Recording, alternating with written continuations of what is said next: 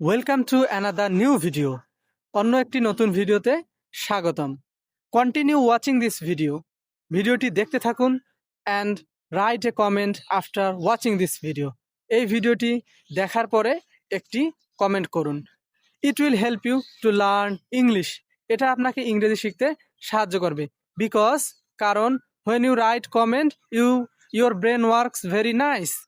যখন আপনি কমেন্ট লেখেন আপনার ব্রেন সুন্দর কাজ করে।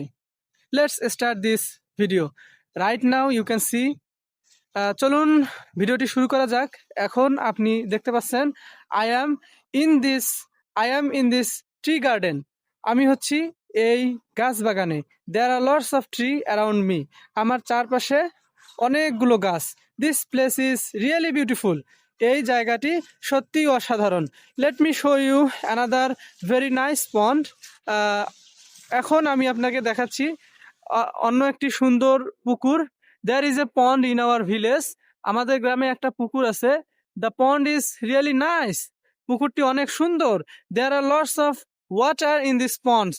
এই পুকুরে অনেকগুলো পানি আছে। There are lots of fish in this pond. এই পুকুরে অনেকগুলো মাছ আছে। So this is how I am practising and I am trying to teach you spoken English. এভাবেই আমি আপনাকে ইংরেজি শেখাতে চাচ্ছি এবং আমি স্পোকেন ইংলিশ প্র্যাকটিস করতেছি। Thanks for watching. Make sure you leave A comment.